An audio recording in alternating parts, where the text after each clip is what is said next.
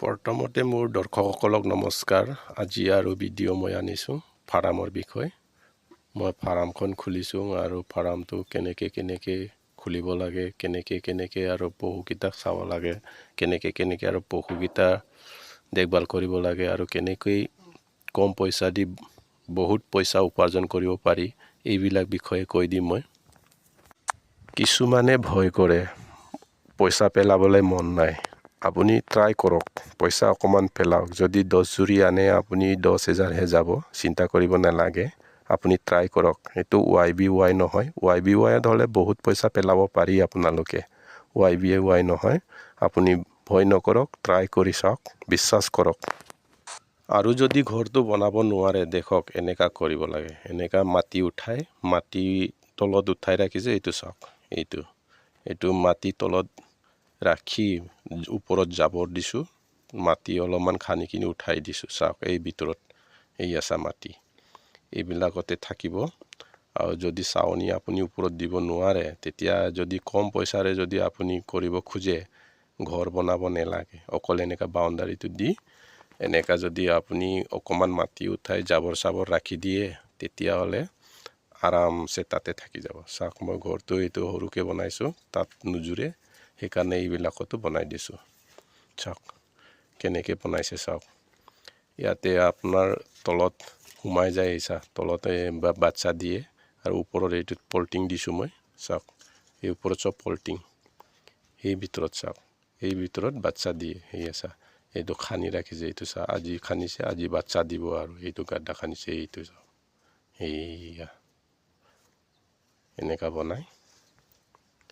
আৰু এইফালে চাওক, এইপিনে চাওক, এইপিনে এটা বাচ্চা দিছে, এইটো চাওক। ইয়াতে এসপ্তাহ হ'ল, এই ভিতৰতে বাচ্চা দি ৰাখিছে। এইটো চাওক, এনেকা পুতি ৰাখি দিয়ে বাচ্চা দি কিনে, এইটো পুতি ৰাখিছে গাড্ডা।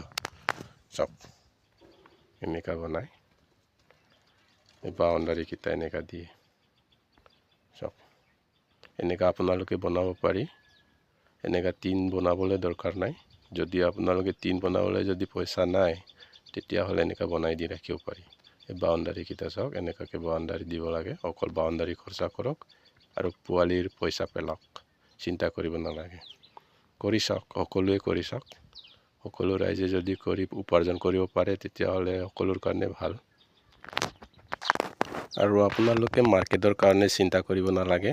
মাৰ্কেটবোৰ নিজে বনাই ল'ব লাগে। মাৰ্কেটত যেনেকা ব্ৰইলাৰ বিক্ৰী কৰে, ব্ৰইলাৰৰ দৰে কাটি কিনি আপুনি বিক্ৰী কৰিব পাৰি। কেজিত যদি আপুনি ব্ৰইলাৰতকৈ যদিও কমকৈ বিক্ৰী কৰে, তেতিয়া আপোনাৰ বহুত লাভ থাকে। কেলৈ তেওঁক দানা দিবলৈ নাই। ব্ৰইলাৰ পুহিলে ব্ৰইলাৰক দানা দিবলগীয়া হৈ যায়। ইয়াক এই তামোলৰ পাত, কিবা ঘাঁহ চাহ, যিকোনো সেউজীয়া ঘাঁহ দিলে মানে, চাওক কেনেকৈ ঘাঁহ খাই থাকে। যিকোনো সেউজীয়া ঘাঁহ দি ৰাখিব পাৰে তেওঁক পইচা পেলাব নালাগে।